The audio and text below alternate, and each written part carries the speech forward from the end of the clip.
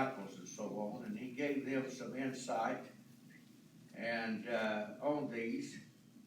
But as we turn to this, the second coming of Christ, it's we don't want to just get into a lesson that's just boring this morning, because we've talked about it numerous times, and I made reference to it. I believe it was last Sunday morning in my preaching, or Sunday school lesson 1, or Brother Horn did last Sunday school lesson. But anyway, these are basic Christian beliefs that sometimes it will let get away from us if we're not careful. But Mark's Gospel today, chapter 13, verse 24, and their text. But in those days after that tribulation, the sun shall be darkened, and the moon shall give her light. Hang on just a second. Give me just a little here where I'll have to put this up.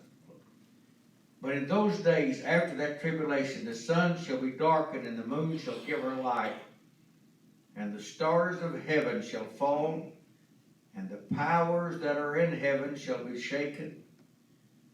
And then shall they see the Son of Man coming in the cloud with great power and glory.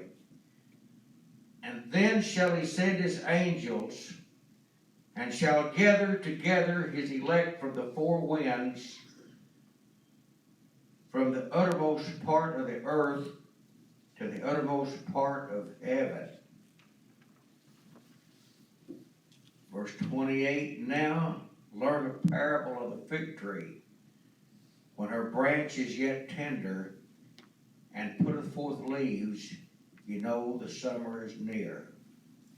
So ye in like manner, when ye shall see these things come to pass, know that it is nigh, even at the doors. Verily I say unto you, that this generation shall not pass till all things be done. Heaven and earth shall pass away, but my words shall not pass away.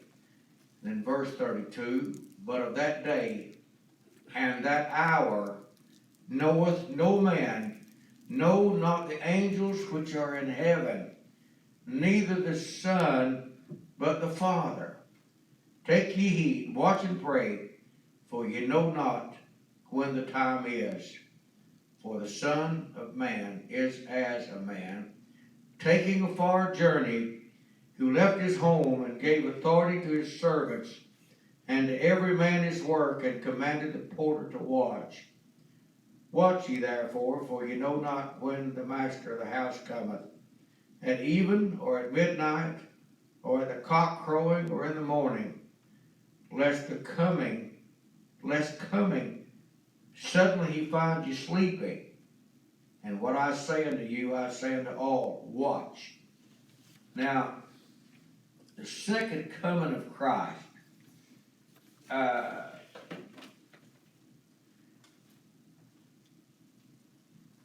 we might say that this lesson today will,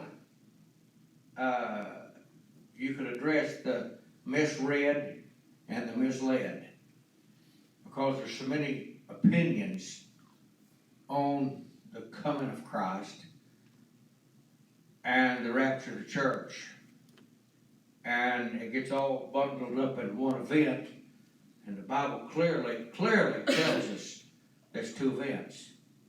Plainly tells us that. And we'll get into that as we get further on in the lesson.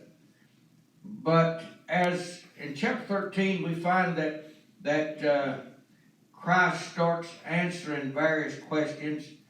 But by the time we get down to verse 24, that we just read, that part of the text, is a quotation from Isaiah 13 and 10. Isaiah said, for the stars of heaven and the constellations thereof shall not give their light. The sun shall be darkened, and its going forth, and the moon shall not cause its light to shine. This was a prophecy given by Isaiah, and Jesus was bringing this back to their attention of the things that would happen at the second coming. And you got to realize, a lot of people don't think about this because we think, well, we're looking at the Bible and what Jesus is saying, but look who he's talking to. He's talking to the Jews. He's talking to his disciples. He's not talking to the Gentile church at this time. And we got to focus all that in together as we do our Bible study. And by the time Jesus brings these things out in verse 24, the persecution and the purges that are wrought by the Antichrist will have greatly wiped out a majority of the population of the earth, with all the wars, famines, earthquakes, natural disasters. Many people by this time will be dead. Revelation chapter 16 and verse 12 tells us that even the river Euphrates will be dried up, and that'll prepare or clear a way for the armies of the east to come over to fight against the armies of the west, and so on. Not getting too far off base, but why we talk about the end time? Why is China all of a sudden just pushed right up in the front in the news pages and all that you hear on the news now? Of course, I know Russia is too, but especially China. China has a capitalist economy just like we do in the United States. The only difference is the capitalist economy is run by the communists. They control it, and only a few are getting rich with it. And they're not going to turn loose of this. And so when the Antichrist is controlling every other part of the world, they're not going to be able to control those kings of the east, and that's what brings Armageddon on. And again, this is another thing. Brother Tony, we hear a whole lot, a threat of a war, and then there'll be somebody on the news. Well, is this going to be Armageddon? No. It won't ever be an Armageddon until the tribulation comes. You see. And I know I'm getting here and there kind of scattered this morning, but I'll bring it back together if the Lord will help us. And so they're preparing for this last battle stage set up as Armageddon. Now, another thing that I don't believe this planet will be destroyed by a nuclear holocaust. There may be a nuclear bomb dropped here and there, and a nuclear problem here and there that leaks and so on and so forth, but radiation leaks and what have you. But when this planet is destroyed, if it is a nuclear holocaust, Christ himself will light the fuse. He'll be the one to destroy this planet. So we're looking at all those things.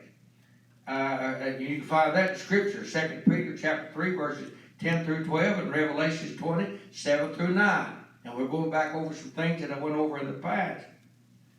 And then in our text then today, we notice that verse 26, and then he shall send his angels and gather together his elect from the four winds and so on. This is also a quotation from Daniel chapter 7, verse 13, and Joel 2 and 31. And the armies of Megiddo will look up and see him, and it'll be a terrifying event to these godless men.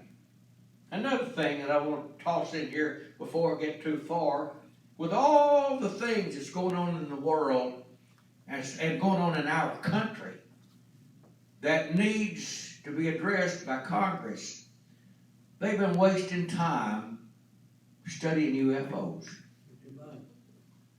Now, I don't know if you've read it and looked at it. Wasting time studying UFOs with all the stuff that's going on that needs to be fixed, that needs something done about it.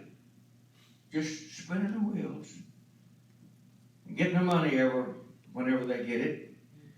But I'm going to tell you something. Now, when Jesus comes in that second coming, they're going to look up and see him, and it won't be an unidentified flying object. They're going to know him whenever he comes. It's just going to be plain. Now, I don't know what they're seeing. I've never seen anything that would give me the idea that there's some type of life on Mars and all this stuff. And I've never seen anything. And I'm not saying these other folks haven't. But the thing about it is, they're just wasting time on something that does not exist unless God sends some kind of sign trying to get some people's attention. I really don't know. But as we look at all these things, Revelation 19:15 said he's coming with a sword in his mouth. And again, we get back to that. I think Brother Tony mentioned it here a few months back about these things that we say that's just figure of speech. We're not really saying something that purposely telling a lie or something. It's a figure of speech. And so it's a figure of speech. He's not actually coming with a sword in his mouth, but his word. His word. And just one word from him will stop everything. Just one word. And so that's what we're getting. We're talking about the second coming of Christ. One word, it's over. The Antichrist, the false prophet, and all these things will be thrown in the lake of fire. Satan will be incarcerated, in hell. And Revelation 20:1-3 tells us that. We learn from Joel chapter 3 and Matthew chapter 25 that the Lord will set up his judgment seat. We learn from Joel in the valley of Jehoshaphat. We learn in Matthew chapter 5, verses 31-46, that he sets up a judgment seat. Verse 27, and he shall send his angels, and so on. We done read that. A remnant will be made up of the tribe of Israel, 144,000. Surviving converts to the Gentiles, along with the angels that will be there at his second coming.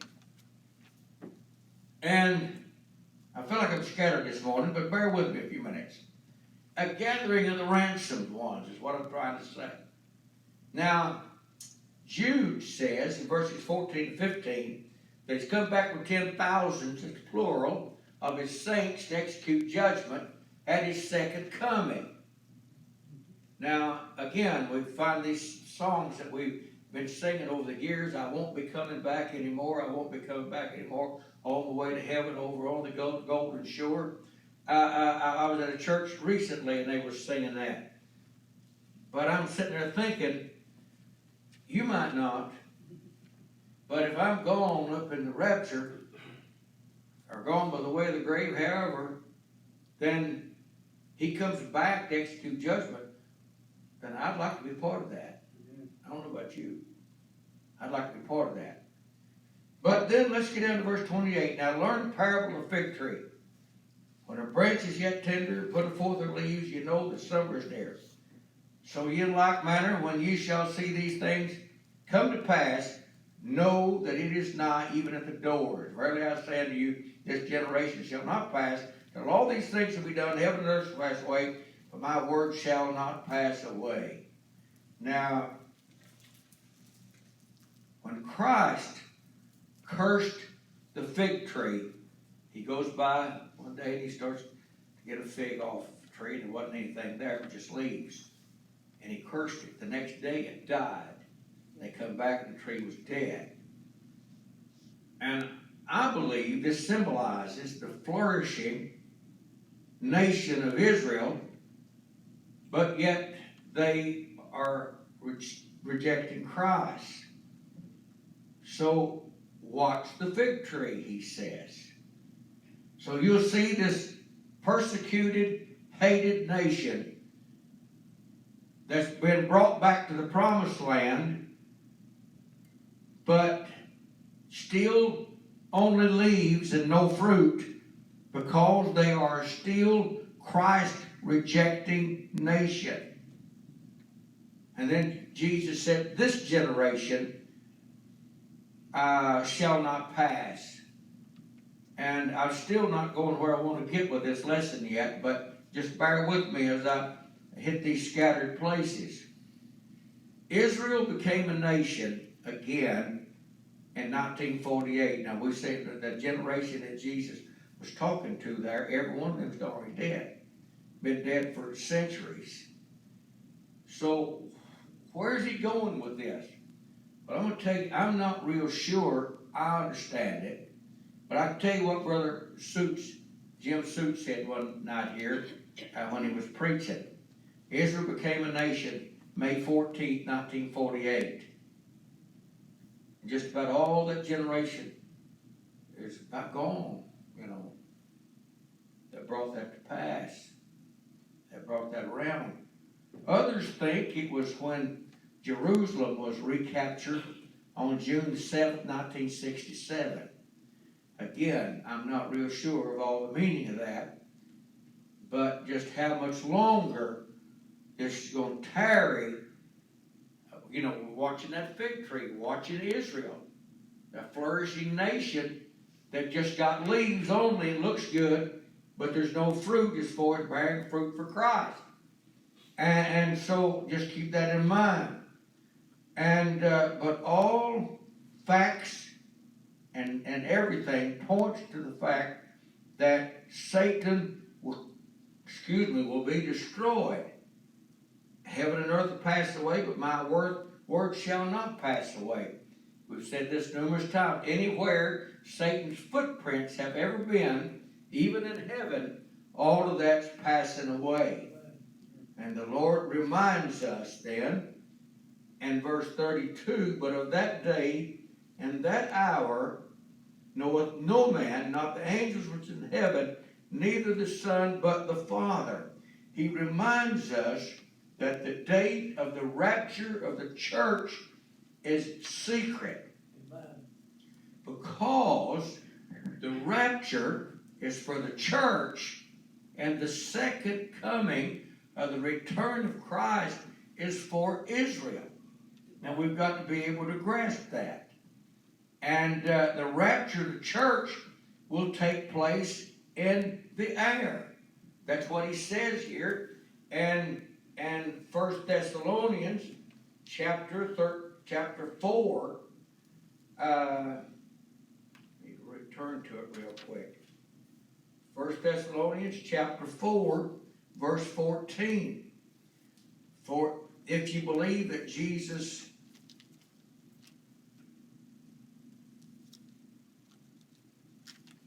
let's look at verse 16. For the Lord himself shall descend from heaven with a shout, and with the voice of the archangel, with the trump of God, and the dead in Christ shall rise first. Then when we which are alive and remain shall be caught up together with them in the clouds to meet the Lord in the air, so shall we ever be with the Lord. You see where I'm coming from there? The rapture of the church, the Gentile church, us that are been saved during the Gentile dispensation, will go up to meet him in the air. He's not coming back physically at this time to put his feet upon the earth, because the church is going up. Now, it's just, he makes it plain. We're meeting him in the air. Now, I had this written down, and it must have been in the Bible that I was studying that there at the house. And meeting him in the air. Now, Colossians, that's what I'm trying to think of. Colossians chapter 1, verses 26 and 27. Paul makes it very clear about the mystery of the gospel to the Gentiles. That's something that the Jews could not grasp even in the Old Testament time, this mystery. That was one of the excuse me, one of the most difficult things that I had to grasp as a Christian, as a preacher, as, can I say it, sometimes a wannabe Bible teacher. One of the things that I had difficult grasping was the fact that the 70 weeks that Daniel prophesied about, and you can see when you study that, 69 weeks was fulfilled up to the cross of Christ, when Christ was crucified. And then I'd hear these Bible teachers on TV preaching from the pulpit, reading their commentaries, all keep talking about that 70th week. And I'm still talking about the Rapture church and the second coming of Christ here at the same time. Just a moment, if you'll bear with me. I couldn't understand why they were talking about this 70th week, and 69 of them already expired. When was that 70th week coming? And what about all this space in between? I just couldn't grasp it.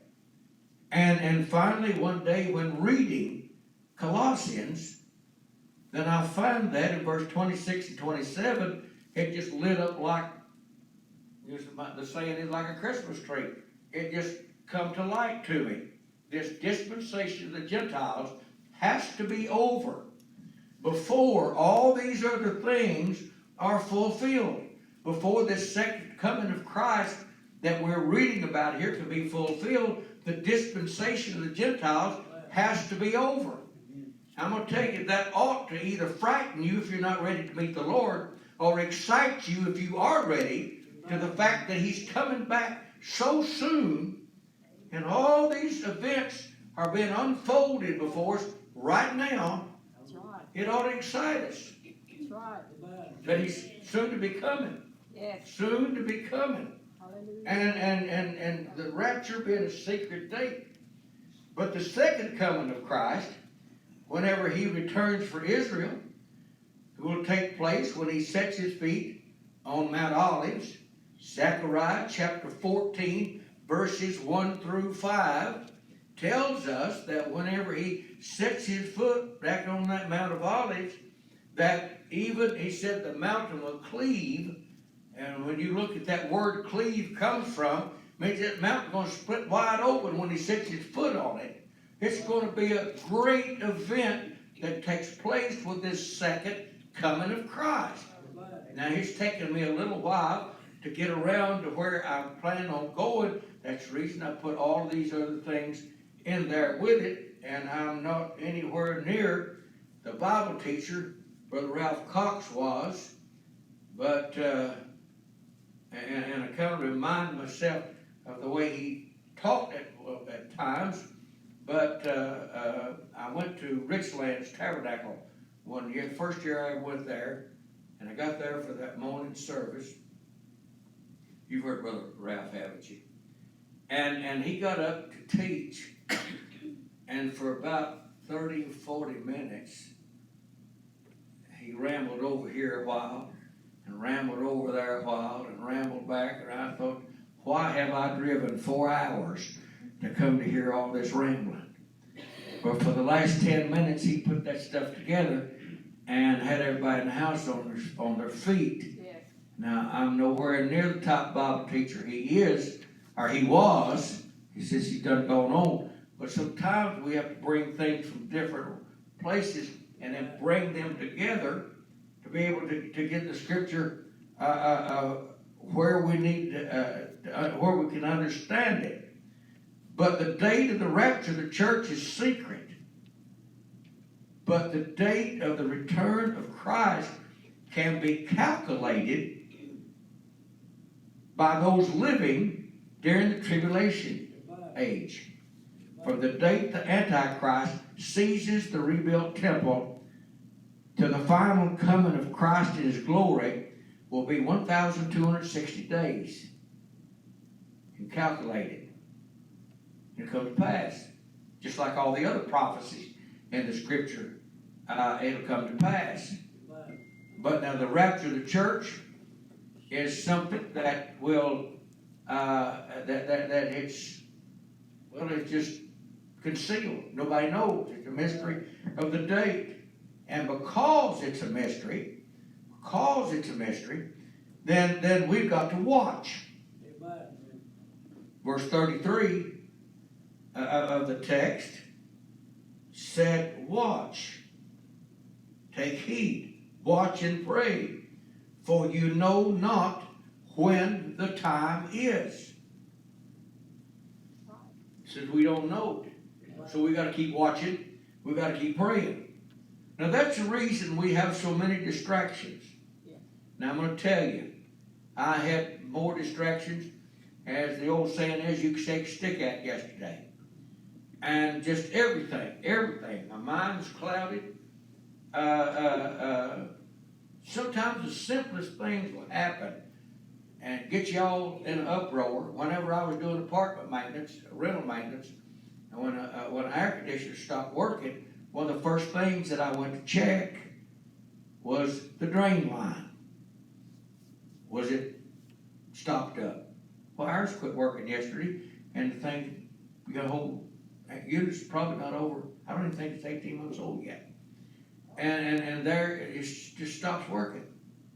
Well, I get all dingy and upset and don't even think. And so we finally get somebody to come out all the way from Lexington. Don't tell them what they'll charge us to come out and just open that up, and then everything's working fine.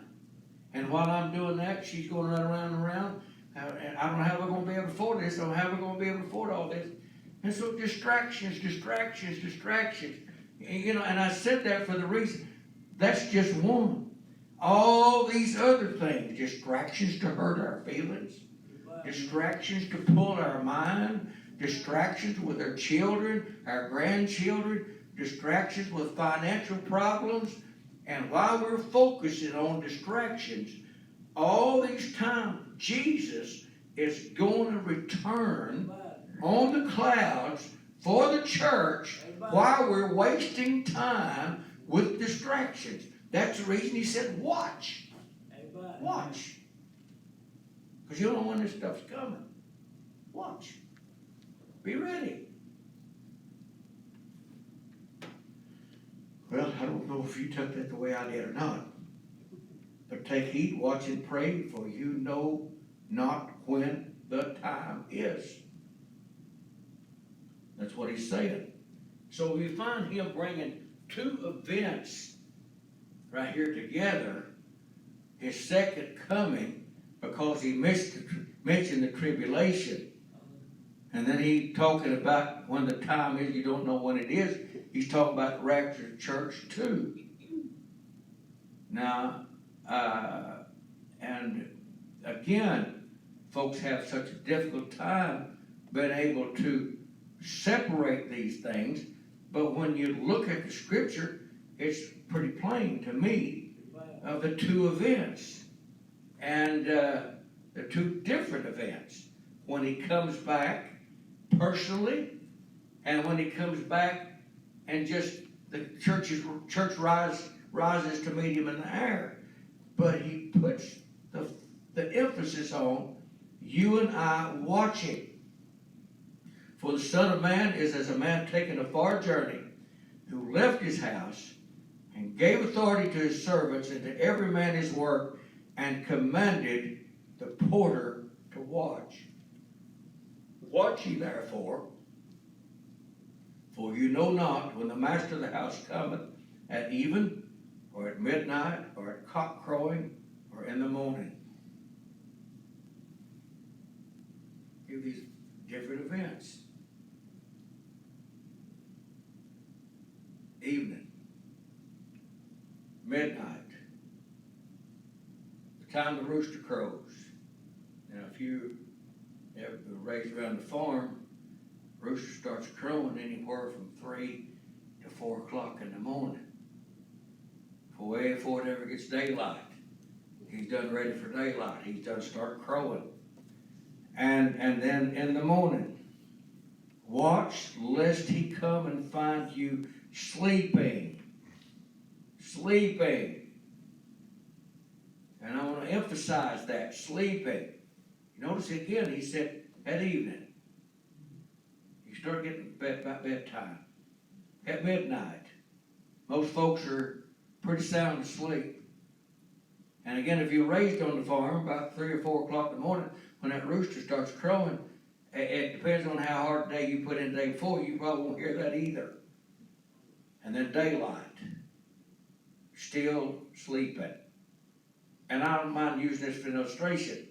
I've not been feeling the best for about the last 2 weeks and having a terrible time sleeping. And so when I get up in the morning and I go in and get in the recliner and lay down and lean back, oftentimes after I prayed some, then I'll go back to sleep and it'll be 8:30 or 9 o'clock and I'm still dragging out. Can't hardly get back up to save my life. And that's just not normal for me to do those things. I'm up and at it, but I've been having trouble.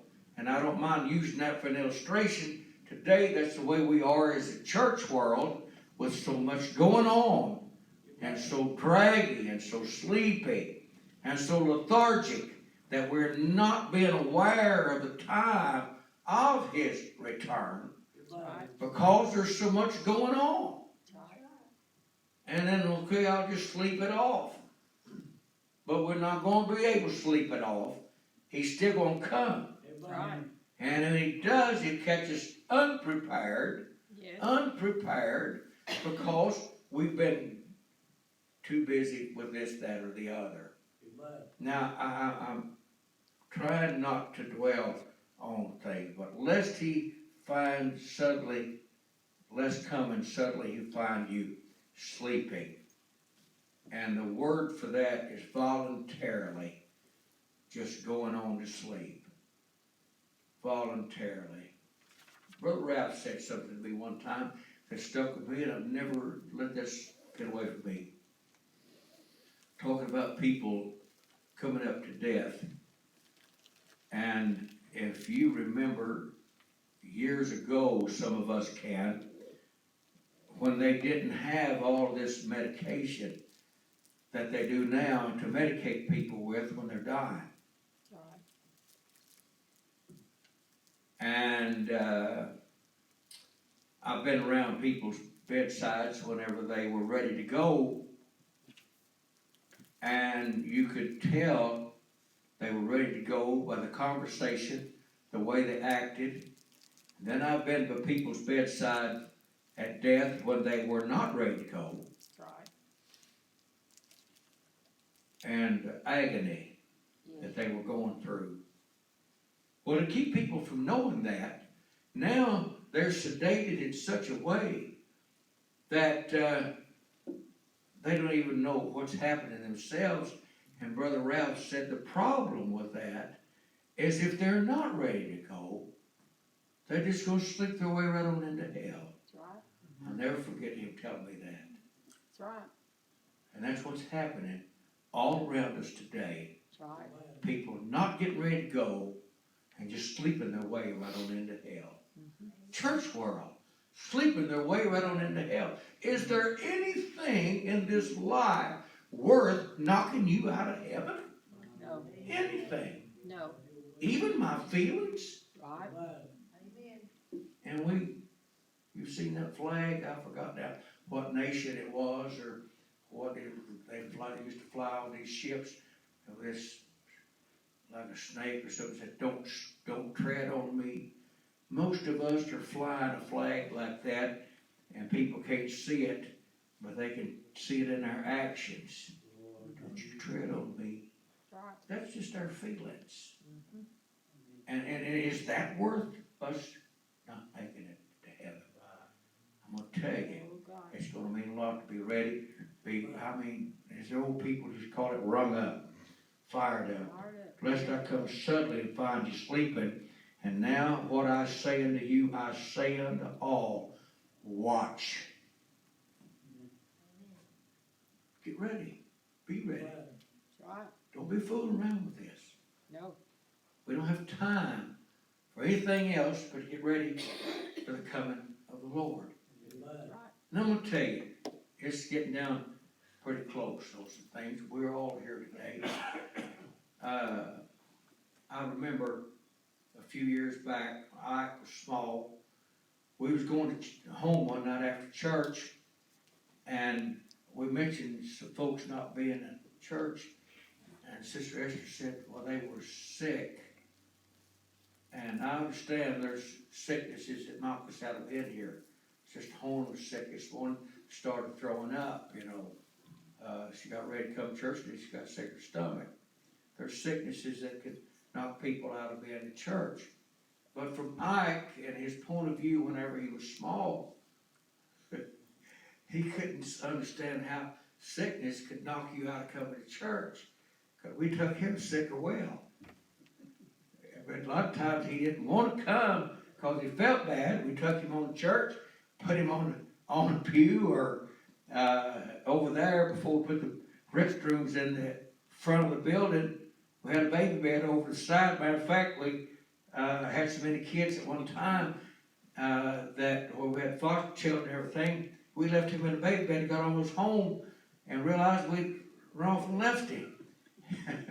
So we put him in a bed in a pew or something, sick or well, and bring him to church. And I said on the way home, he said, when did that ever become an excuse? It wasn't for me. And the point is, we make so many excuses. We got to work. We got to do this. We got to do this. I want to tell you, when Jesus returns for the church, none of that's going to be worth it if we don't make it. It'll be one of the most dreadful things that ever happened. And Jesus brings these events around to his disciples where they can be aware that it's going to take place. And he says, you watch. Now they're dead. They're already gone. But we still have this in printed form. And we can still read it. And most of our Bibles are written with a red letter edition, with a red letter text of Christ. And we can read it and it stands out bold in red letters. Watch. Be ready. Is there anything worth missing it? Every time we use an excuse to stay out of the house of God, well, I didn't mean to get into that. We'll close a little early today. But I visited, Brother Bill and I visited Whitehall last week. Thursday night, and they had a revival. Been having a revival outside once a year. It's my first time to ever go. Got a guy there from Virginia, Nooms, I think his last name, just preaches entirely to the lost, all while he preaches every year when he comes. But he got down into some things before he closed Thursday night. And he said, if you're using a bunch of excuses why you're not faithful to the house of God, why you're not faithful to God's work, why you're not faithful to your calling, he said, you're just as lost tonight as the man or woman sitting there that needs salvation for the first time. And you know what? I agree with him. If we don't get ourselves ready to go, we're going to miss his coming. Anybody got a question or comment? Let's stay for the worship service.